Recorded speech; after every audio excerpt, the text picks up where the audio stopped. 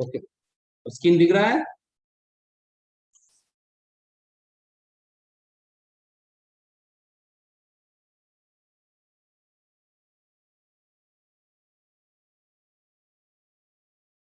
Screen दिखाई दे रहा है? Yes sir. ओके, तो पिछले क्लास में हमने क्या पढ़ा था कि परसेंटेज रिएक्टेंस क्या है, उसका इक्वेशन क्या है। उसके बाद हमने देखा शॉर्ट सर्किट करंट का इक्वेशन क्या है। आज और बेस केवीए का कॉन्सेप्ट भी पढ़ा है, ठीक है। आज हम देखेंगे कि शॉर्ट सर्किट केवीए क्या है, ठीक है। मतलब जब फॉल्ट कैलकुलेशन करने के लिए शॉर्ट सर्किट केवीए जानना बहुत जरूरी है, ठीक है। देखो,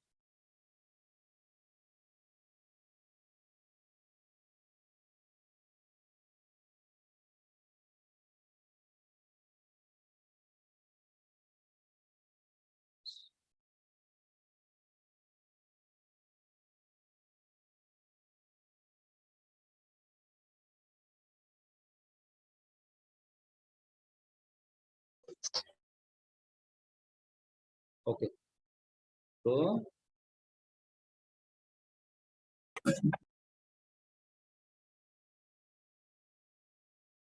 शॉर्ट सर्किट के की, ठीक है, ये है शॉर्ट सर्किट के। हमने तो शॉर्ट सर्किट करंट देखा। शॉर्ट सर्किट करंट का इक्वेशन क्या था? ISC equal to current into 100 on percentage reactance. तो शॉर्ट सर्किट देखो, नेचुरली क्या होता है, केवीए क्या होता है? केवीए होता है वोल्टेज और करंट का जो प्रोडक्ट है, उसे ही तो हम केवीए कहते हैं। मतलब volt ampere, volt ampere.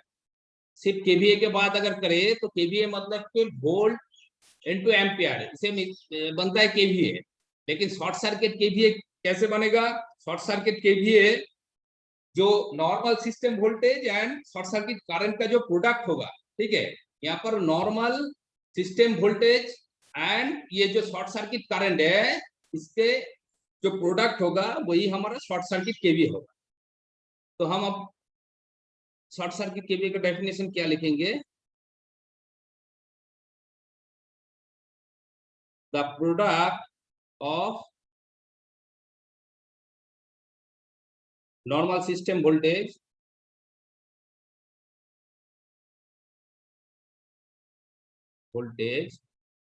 and short circuit current at the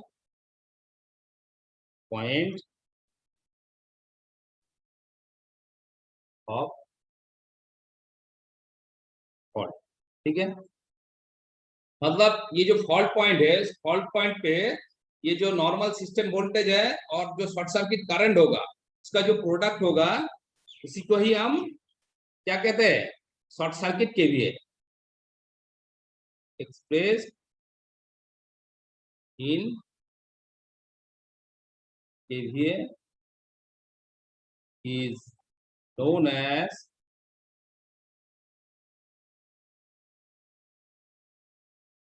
short circuit KV, ठीक है।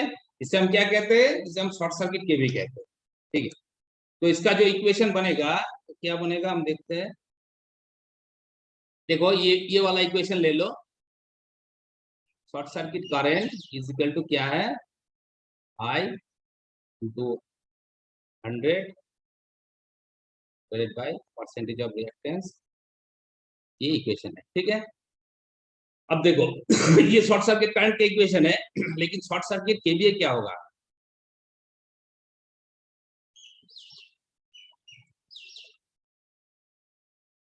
शॉर्ट सर्किट केवीए क्या आएगा? Short circuit KVA for three phase circuit,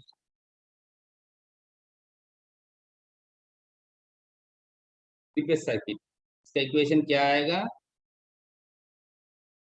3 × ISC। ये जो प्रोडक्ट है नॉर्मल सिस्टम वोल्टेज और शॉर्ट सर्किट करंट का जो प्रोडक्ट है, यही हमारा शॉर्ट सर्किट केवी है। और थ्री फेज के लिए 3 मल्टीप्लाई हो जाएगा, ठीक है। और इसको हम अगर ये तो वोल्ट एम्पियर है ना, volt into current, volt ampere हो गया। लेकिन इसको हम केवीए में लिखेंगे तो क्या होगा? 1000 से हमें डिवाइड करना पड़ेगा। ये बन गया हमारा थ्री फेज सर्किट का शॉर्ट सर्किट केवी। अब इसमें ये आईएससी का वैल्यू पुट करेंगे तो 3V ऑन 1000, ये हमारा आई है, इंटू 100 बाय परसेंटेज रिएक्टेंस, ठीक है। ये शॉर्ट सर्किट का वैल्यू हमने यहाँ पर पुट कर दिया है, तो क्या हुआ? 3VI into 100 divided by percentage reactance, ठीक है। तो इसे हम, ये टर्म को हम क्या लिख सकते हैं? 3VI अपॉन 1000, इसे हम लिख सकते हैं केवीए, तो हम बेस केवीए तो इंटू है बाय परसेंट।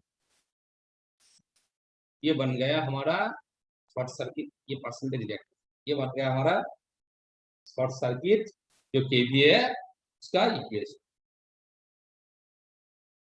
ठीक है।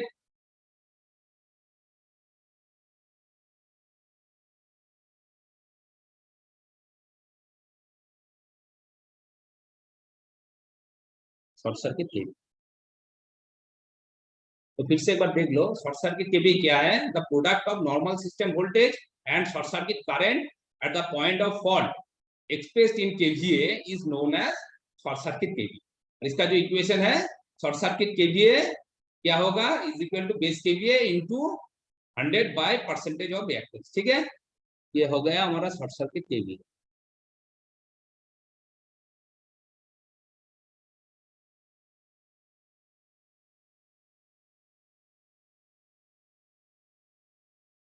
अब हम देखेंगे जब सिमेट्रिकल फॉल्ट हम कैलकुलेट करेंगे ना, तो कुछ स्टेप्स है, ठीक है। वो स्टेप क्या है वो हमें जानना हो, ठीक है। तो देखते हैं क्या क्या स्टेप है। स्टेप्स फॉर सिमेट्रिकल फॉल्ट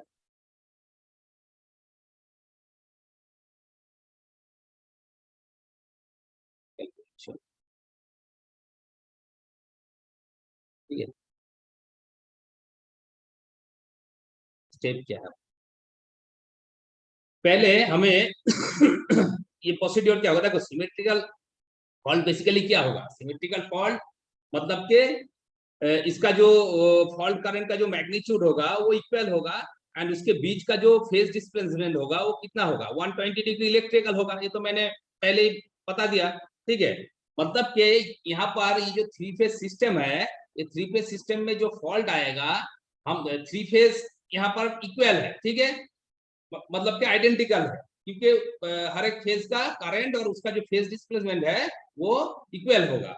तब हम अगर एक फेज को कैलकुलेट करें, उससे 3 से मल्टीप्लाई कर दे, तो टोटल हमारा फॉल्ट कैलकुलेशन हो जाएगा। इसलिए हम सिर्फ एक फेज का ही कैलकुलेट करेंगे, ठीक है। तो इसके लिए फर्स्ट क्या करना पड़ेगा? वो जो एक सिंगल लाइन डायग्राम हमें ड्रॉ करना पड़ेगा, ठीक है। एक सिंगल लाइन डायग्राम हमें ड्रॉ करना पड़ेगा। First step, draw a single line diagram.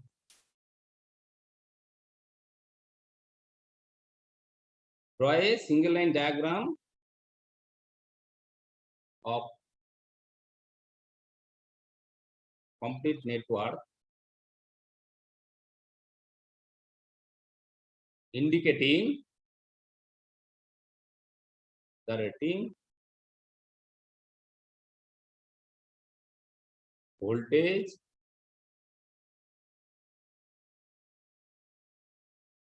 and percentage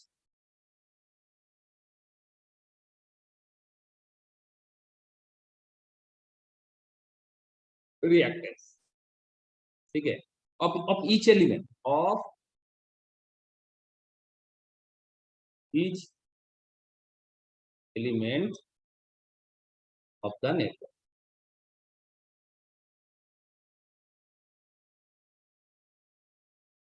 देखो पिछले दिन हमने जब बेस के लिए स्टडी किए थे तब हम एक एग्जांपल को लिया था, ठीक है, क्या है कि उसका हम एक सिंगल लाइन डायग्राम ड्रॉ किए थे और उसका जो शॉर्ट सर्किट करंट थे उसे हम कैलकुलेट किए थे, ठीक है।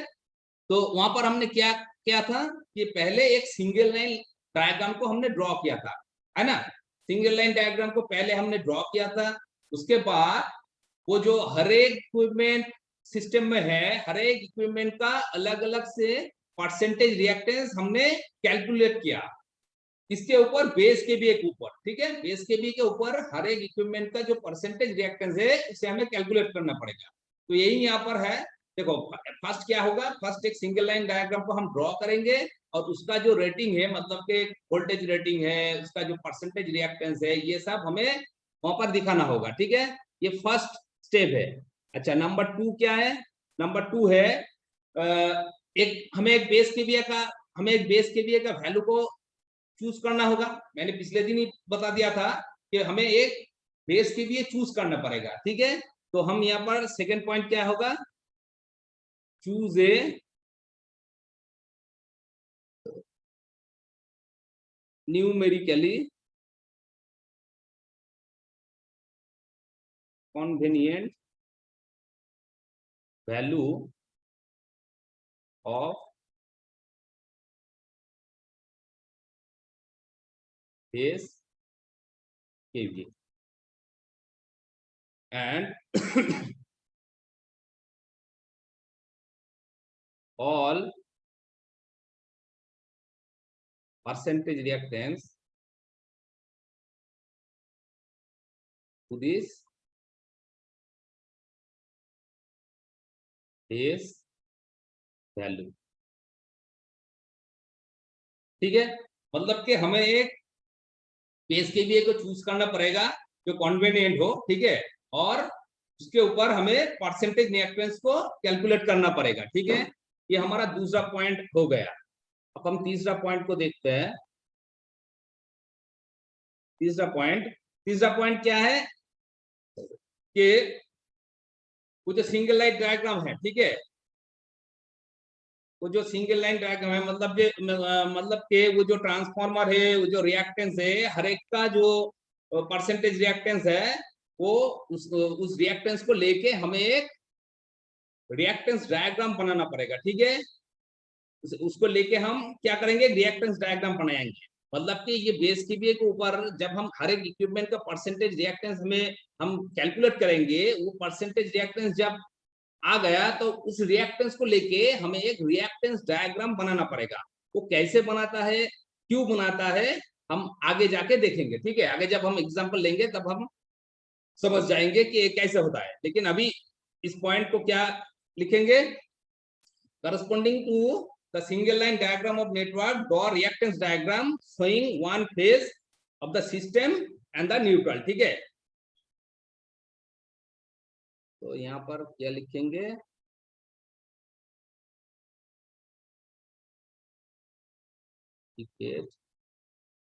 the percentage reactances on the base KVA in the reactance diagram, ठीक है।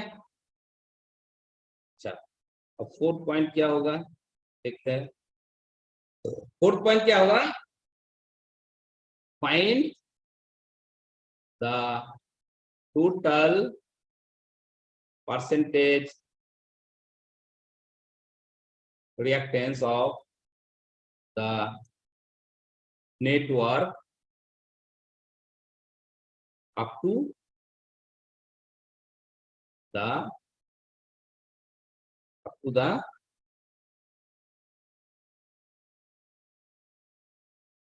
fault point, the fault point, ठीक है। मतलब कि सिस्टम में जहां पर फॉल्ट होगा, ठीक है, वो जो जनरेटिंग सिस्टम है, जनरेटिंग पॉइंट है, और जनरेटिंग से अप टू फॉल्ट पॉइंट तक ही हमें परसेंटेज रिएक्टेंस को कैलकुलेट करना पड़ेगा, ठीक है। उसका जो टोटल परसेंटेज ऑफ रिएक्टेंस है, मतलब कि देखो उसके बीच में क्या है, अल्टरनेटर है, जनरेटर है, वो जो लाइन है, इन सबका परसेंटेज रिएक्टेंस को लेके हमें टोटल रिएक्टेंस कैलकुलेट करना पड़ेगा। ये नंबर 4 है, ठीक है। अब देखेंगे 5 क्या है, find the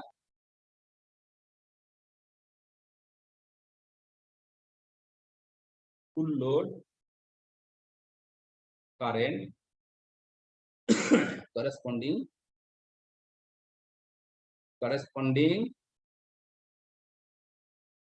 the selected base KVA and the normal system voltage। कहां तक? एट द फॉल्ट पॉइंट, ठीक है, फॉल्ट। अच्छा, देन मतलब कि ये जो लोड करंट है, ये लोड करंट को हमें कैलकुलेट करना पड़ेगा बेस केवीए के ऊपर, ठीक है। अच्छा, 6 पॉइंट क्या है, 6 पॉइंट है, हमें वो जो कैलकुलेशन है, वो कैलकुलेशन हमें करना पड़ेगा। मतलब कि पहले शॉर्ट सर्किट करंट का कैलकुलेशन करना पड़ेगा इस इक्वेशन से, 100 by percentage of reactance, and दूसरा शॉर्ट सर्किट केवीए इसका कैलकुलेशन करना, base KVA into 100 by percentage. तो ये सब है क्या है, हमें फॉल्ट कैलकुलेशन करने का जो स्टेप्स है, ये स्टेप है, ठीक है। एक एक स्टेप को करके हमें फाइनली ये शॉर्ट सर्किट करंट और ये शॉर्ट सर्किट केवीए हमें कैलकुलेट करना होगा, ठीक है। तो ये हो गया हमारा स्टेप। अब हम देखेंगे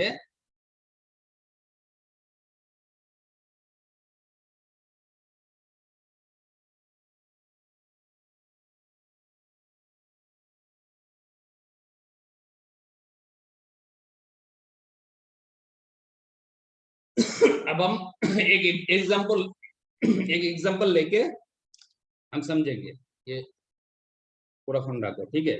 तो एक प्रॉब्लम ले लो, ठीक है, ये प्रॉब्लम को लिख लो, ठीक है।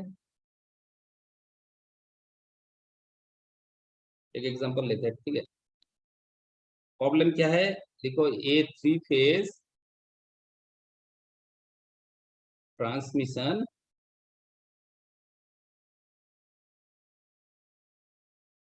a 3-phase transmission line operating at 10 kV, ठीक है, operating at 10 kV, ठीक है, and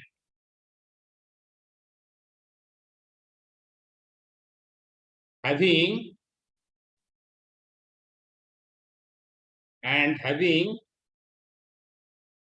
a resistance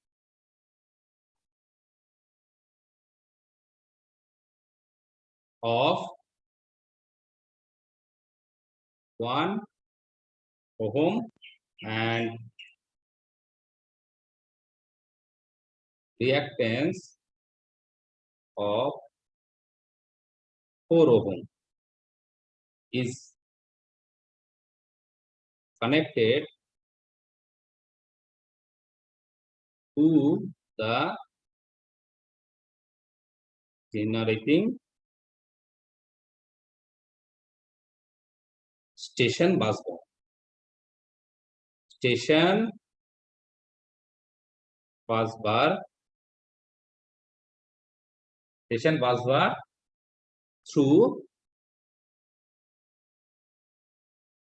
5 MVA step up transformer.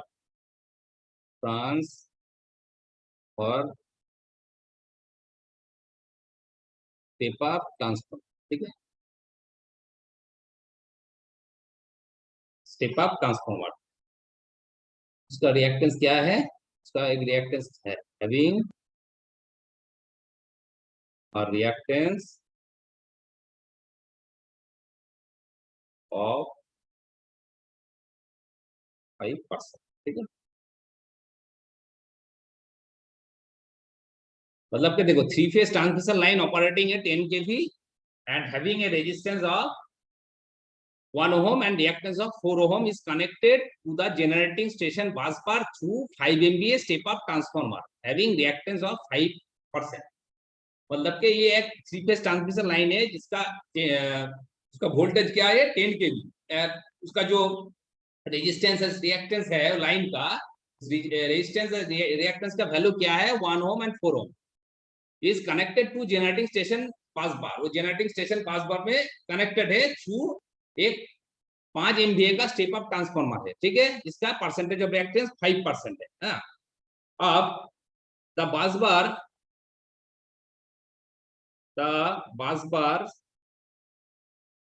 Are supplied by a 10 MVA alternator। 10 MVA alternator, इसका रिएक्टेंस कितना है 10% रिएक्टेंस। आप calculate the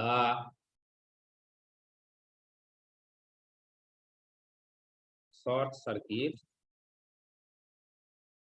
KVA fed to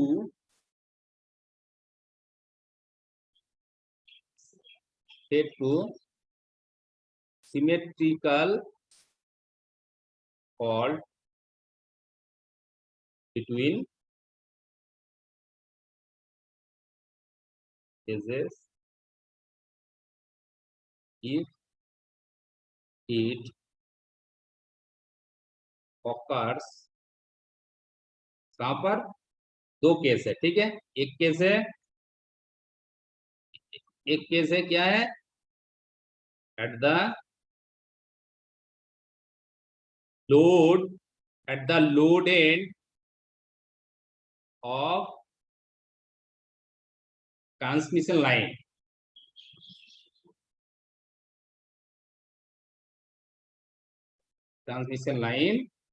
and number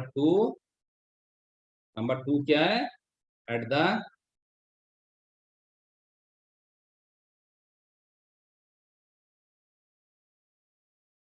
high voltage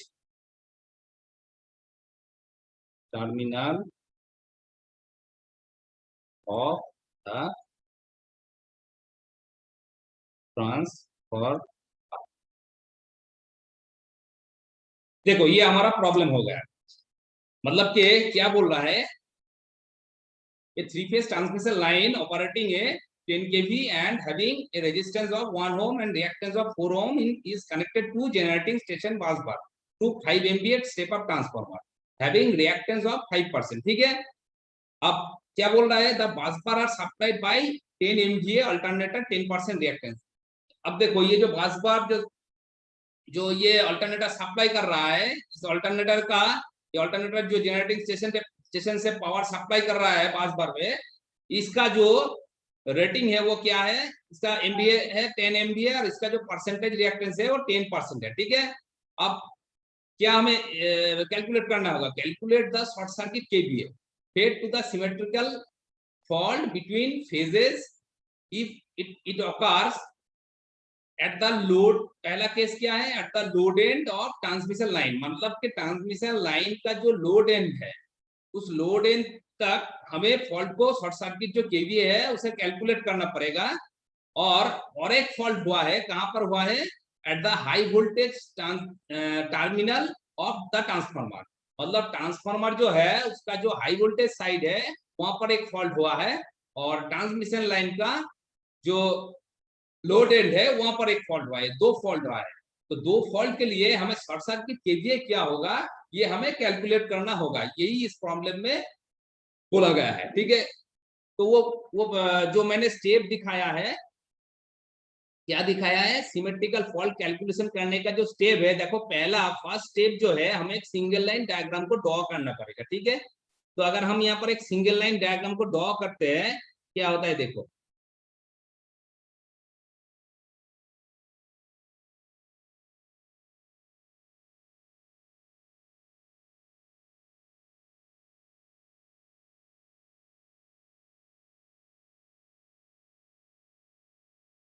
ये हो गया हमारा क्या? अल्टरनेटर। ये हो गया हमारा ट्रांसफॉर्मर। अब ट्रांसमिशन लाइन का तो रिएक्टेंस होगा, रेजिस्टेंस होगा। ये हो गया रेजिस्टेंस, या ये हो गया रिएक्टेंस, और यहाँ पर क्या है? ये लोड एंड है। ठीक है, ये लोड है।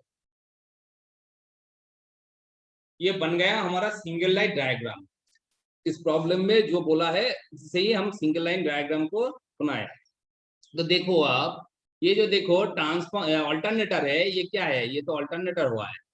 ये अल्टरनेटर का जो रेटिंग दिया गया है वो क्या है? 10 MVA अल्टरनेटर। ठीक है, इसका जो रेटिंग है 10 MVA। इसका परसेंटेज ऑफ रिएक्टेंस क्या है? 10% है। अच्छा, अब नेक्स्ट ट्रांसफॉर्मर है। ये ट्रांसफॉर्मर है, ट्रांसफॉर्मर का भी रेटिंग दिया है, कितना है? 5 MVA स्टेप अप ट्रांसफॉर्मर। ठीक है, ये एक स्टेप अप ट्रांसफॉर्मर है जो क्या है? 5 MVA का है, और इसका परसेंटेज ऑफ रिएक्टेंस कितना है? 5% है। अब ये जो लाइन है ट्रांसमिशन लाइन, इस लाइन का जो रेजिस्टेंस और रिएक्टेंस है उसका वैल्यू क्या है? क्या दिया है? रेजिस्टेंस का वैल्यू है 1 ओम, 1 ओम, एंड रिएक्टेंस का वैल्यू है 4 ओम। ठीक है, ये रेजिस्टेंस का वैल्यू है, ये रिएक्टेंस का वैल्यू है। अब इसका जो ये जो लाइन है, ये इसका ऑपरेटिंग वोल्टेज कितना है? देखो बोला है 3 फेज ट्रांसमिशन लाइन ऑपरेटिंग है 10 kV वोल्टेज। ठीक है, मतलब कि इसका जो वोल्टेज है,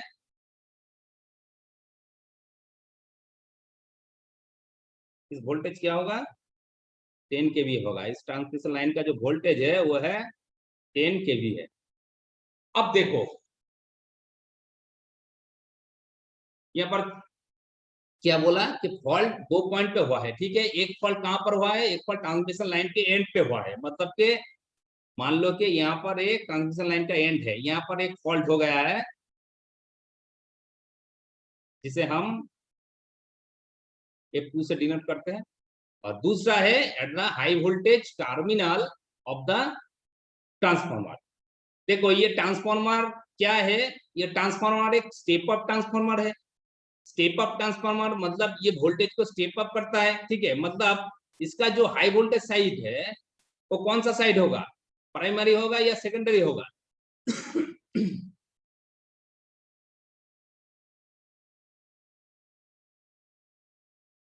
इसका ये जो एक स्टेप अप ट्रांसफॉर्मर है ना, इसका जो हाई वोल्टेज टर्मिनल होगा वो कौन से साइड पे होगा? वो सेकेंडरी साइड पे होगा। Secondary sir. Right, secondary side पे होगा, मतलब के यहाँ पर एक फॉल्ट होगा। ठीक है, फॉल्ट को हम F1 से डिनोट करते हैं। तो ये बन गया हमारा सिंगल लाइन डायग्राम। ठीक है, अब हमें नंबर 2 देखो। नंबर 2 स्टेप क्या है? हर एक हर एक नंबर 2 है कि हमें एक बेस केवीए को चूज करना होगा, ठीक है, हमें एक बेस केवीए चूज करना होगा। सपोज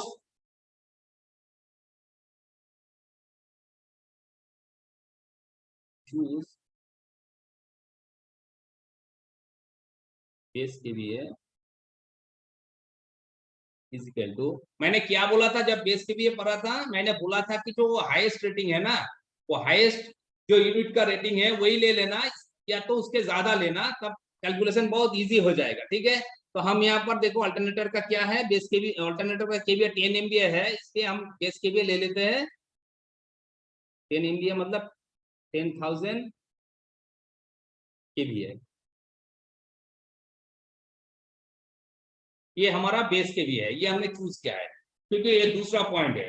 अब तीसरा पॉइंट क्या है, हमें ये जो परसेंटेज रिएक्टेंस है ना, हर एक इक्विपमेंट का जो परसेंटेज रिएक्टेंस है अलग अलग, इस परसेंटेज रिएक्टेंस को हमें बेस केवीए के ऊपर कैलकुलेट करना पड़ेगा।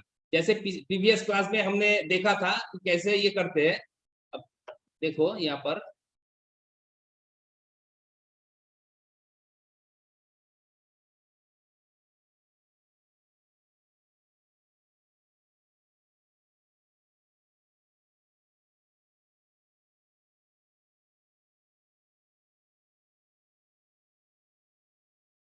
Hello,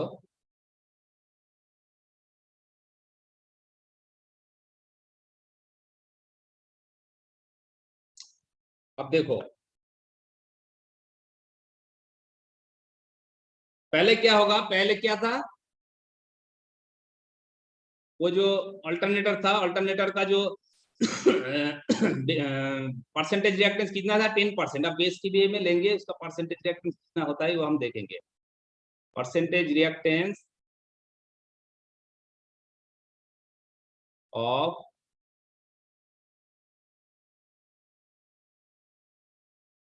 alternator on base KVA कितना होगा। हमें परसेंटेज रिएक्टेंस का फॉर्मूला क्या था, परसेंटेज रिएक्टेंस का जो फॉर्मूला था बेस केवीए के ऊपर, ये क्या था, base KVA by rated KVA into percentage reactance at rated KVA, ठीक है, रेटेड केवीए। अब देखो अल्टरनेटर का जो हमने जो बेस केवी लिया है वो क्या है, 10,000 केवीए, ठीक है। अब अल्टरनेटर का जो रेटिंग दिया गया है वो कितना है, वो है 10 एमवीए, है कि नहीं, 10 एमवीए। लेकिन इस 10 एमवीए को हमें केवीए कन्वर्ट करना पड़ेगा केवीए में। तो 10 एमवीए को केवीए में कन्वर्ट करेंगे तो क्या होगा, हमें 1000 से इसे मल्टीप्लाई करना पड़ेगा, ठीक है। और इसका जो परसेंटेज रिएक्टेंस दिया गया है वो कितना है, वो है 10%, वो है 10%। देखो डायग्राम क्या था, ये था, ठीक है, और डायग्राम को लिख देते हैं।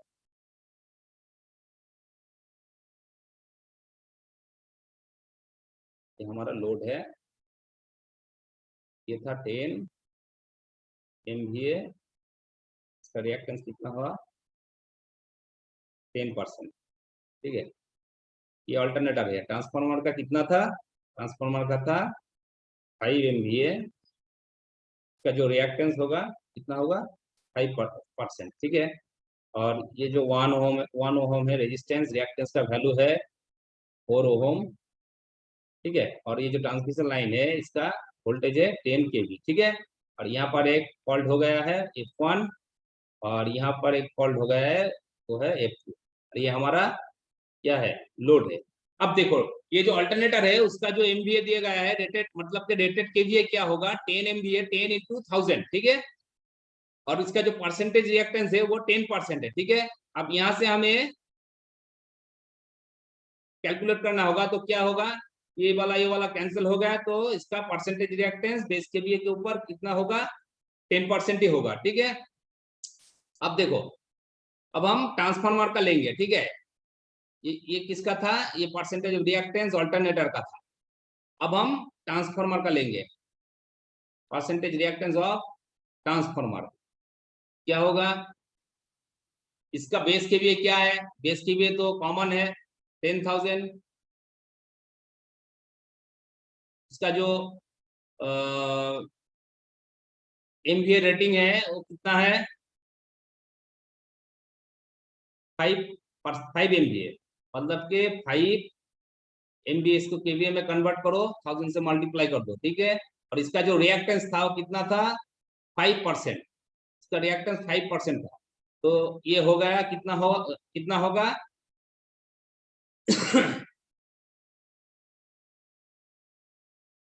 ये भी 10% आया, ठीक है, ये भी 10% आएगा। अब देखो ये जो लाइन है, इस लाइन का अब रेजिस्टेंस रिएक्टेंस का वैल्यू दिया गया है क्या है ओहम में, तो इसे भी तो हमें परसेंटेज में कन्वर्ट करना पड़ेगा। तो परसेंटेज ऑफ रिएक्टेंस का जो इक्वेशन था क्या था,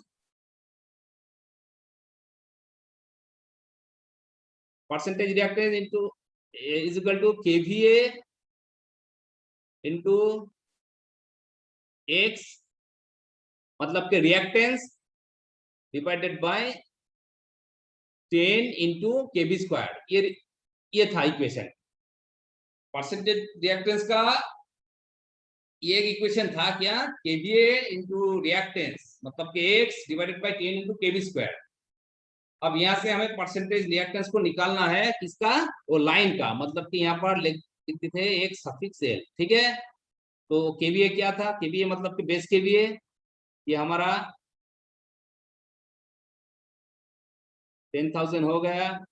रिएक्टेंस का वैल्यू कितना है 4 ओम डिवाइडेड बाय 10 इंटू केवीए कितना है, केवी है हमारा 10, मतलब के 10 स्क्वायर, इसको हम कैलकुलेट करेंगे तो इसका वैल्यू क्या आएगा, इसका वैल्यू आएगा 40%, ठीक है। अब देखो वैसे ही रेजिस्टेंस का भी हम कैलकुलेट करेंगे। अच्छा इसके बाद क्लास है ना, कोई क्लास है? No sir. 12 बजे से कोई क्लास है? No sir. अच्छा ठीक है,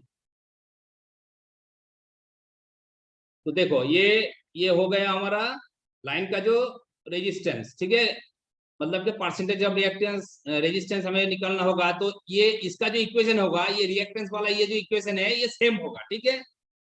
अगर लाइन में कोई रेजिस्टेंस नहीं बोला जाते तो हमें सिर्फ रिएक्टेंस को कैलकुलेट करना होगा, लेकिन अगर हमें रेजिस्टेंस का वैल्यू दिया गया है तो क्या होगा, इसका भी हमें परसेंटेज निकालना होगा, ठीक है। अच्छा ये जब ये वीडियो कट होने के बाद 2 मिनट के बाद फिर से ज्वाइन हो जाना, ठीक है।